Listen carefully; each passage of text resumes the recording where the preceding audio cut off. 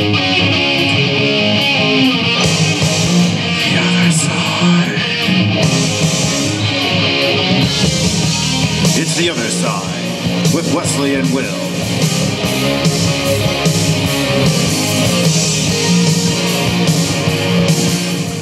Welcome back to another episode of The Other Side. It's Halloween all month. We absolutely love Halloween. Oh yeah.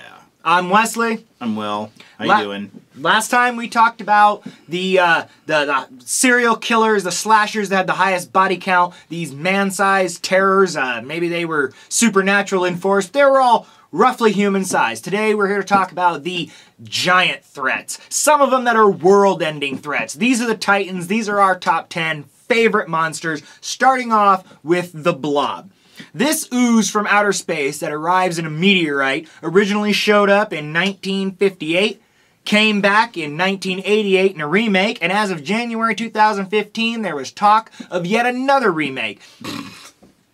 But what does the Blob do? He's just this giant immersive thing that keeps growing, and he eats you by chemically dissolving you. That's gotta be one of the most painful, terrifying ways I can think of to go. You beat him by freezing him, so he's got a pretty obvious weakness. I mean, he attacked the wrong planet with its changing seasons and whatnot. If he's in Arizona, though, but if he hits the equator, he's gonna live a long time. Exactly. So Blob number 10. Number 9, the Kraken. Ray Harryhausen, using stop motion, brought this creature to life, and even though he doesn't get to destroy very much, thanks to Medusa not doing her job. Yeah, Medusa not putting up a good enough fight, but the Kraken looks impressive, and even in the remake, he's digitally done alright, but again, size, he kicks butt, but as for longevity or effectiveness, yeah, thank you. As for effectiveness, not so good. But he still looks badass. Yes, he does. Coming in at number 8, this thing doesn't have a name. It's the Mist Behemoth. If you've seen The Mist, directed by Frank Darabont, you know that you've seen it. If you've read this original short story that movie was based on by Stephen King, you read about it. And it was brought wonderfully to life on the screen. This is just a giant behemoth walking across the street, and you can just see this thing. Its feet are bigger than the SUV they're in. It's leaving, you know, thick dents in the street as it walks across. It's huge, it's terrifying, and we only see a small portion of it. Number 7, Audrey 2. This mean green mother from outer space wanted to do world domination by leaving little leaflets all over the place. And I thought my jokes were bad. Whatever. Anyways, first done in black and white with Jack Nicholson, and I think it was 1960. And then we got the musical in 1986. The Jim Henson, the Puppeteers, did an awesome job. I even built one of these suckers at one of our haunted houses. And yes, Audrey 2. Very cool. And two interesting notes about Audrey 2. For a while, it was the biggest puppet ever made, replacing Jabba the Hutt, who had formerly held that record. And also, in the original ending of the musical Little Shop of Horrors, he does win. You can find those videos on YouTube. I suggest you check them out, and it's the ending I prefer, personally. Mean green mother from outer space, and he's bad. Exactly. Number 6. Coming in at number 6, we got Ray Stantz, childhood hero. What did you do, Ray?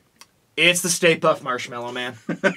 This thing is so ridiculous looking that, I mean, when you first see it, you're thinking, what's going on? I mean, granted, I was a kid when I saw Ghostbusters, and you see these ghosts, and none of them are particularly scary, except for that dang librarian and those dogs.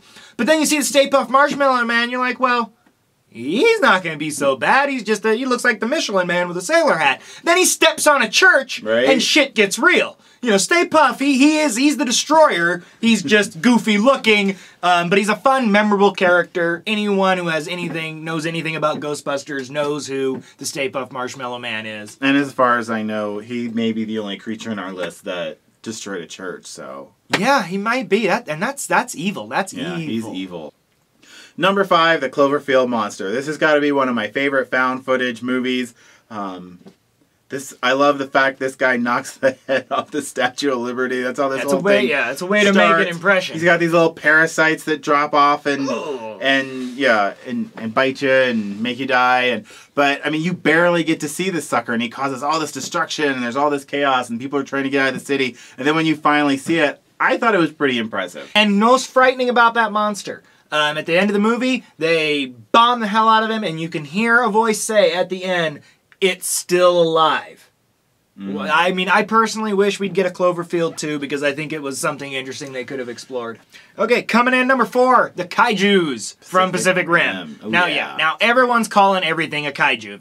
If it's a big monster, they call it a kaiju. Yes, I know that kaiju is Japanese for big monster, but to me, the kaijus are the things that are in Pacific Rim. These other dimensional aliens coming through one spot in the ocean, which for some reason we had Jaegers all over the world when they're coming from one spot. I didn't get that. But it wasn't a thinking movie. It was an action movie. These things were big, they were bad, and they fight giant robots. Moving on to number 3, and he is from Godzilla's universe, and I picked King Ghidorah, the 3-headed Dragon. dragon flying through the city, tearing everything up, basically, and destroy all monsters. I think one of the last original Toho product Godzilla movies. All the monsters have to take him on. I mean, he's kicked Godzilla's ass several times. Yeah, his nemesis. And got that distinctive sound. And he shoots electricity. Yeah, he's terrifying. King Ghidorah tears Kicks shit up. ass without arms. Yeah. I mean, he's a badass. Right? Go King Ghidorah. Coming in number 2, the granddaddy of the big monsters, King Kong. Showing up in 1933, this giant ape was worshipped as a god on his native island. Then he's brought to New York only to escape and wreak havoc. And they say 'twas beauty killed the beast, but I think it was all those damn bullets. Hey, Kong is going to have a rematch, because that's the last thing I want to say with and Kong. Our number 1 is he does own a victory over our number 1. It's true. Number 1 being, you already know it's Godzilla. Right? He's destroyed more cities and raised more hell and has more movies than any of the giants we've done. He is the king of monsters for a reason. He's been a hero. He's been a villain. Sometimes both, just depends. Most of the times, and especially in the earlier movies when they just wanted to have Godzilla fight another monster, he only fought him because they got in his way. He really didn't care. He was stomping the city with them. Godzilla's king of all monsters because he spits fire. Exactly. The only other person on our list 300 feet tall. Yeah. So look up baddest in the dictionary. His picture's right there. Now we have another trivia question. Yes, we do. Another trivia question for you. For another Force Awakens action figure with Constable Zuvio, I think. Constable Zuvio, Feel whatever. free to correct us. Here is your trivia question.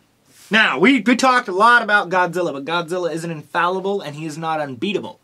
So if you can tell us in the comments how many times Godzilla has died, you win this Force Awakens action figure. So how many times has Godzilla, I'm not talking about lost a fight, straight up died. Alright, that was our giant world-dominating, city-destroying monsters. Our next episode, we'll be taking you to the dark side. So for now, this is the other side, and we're out.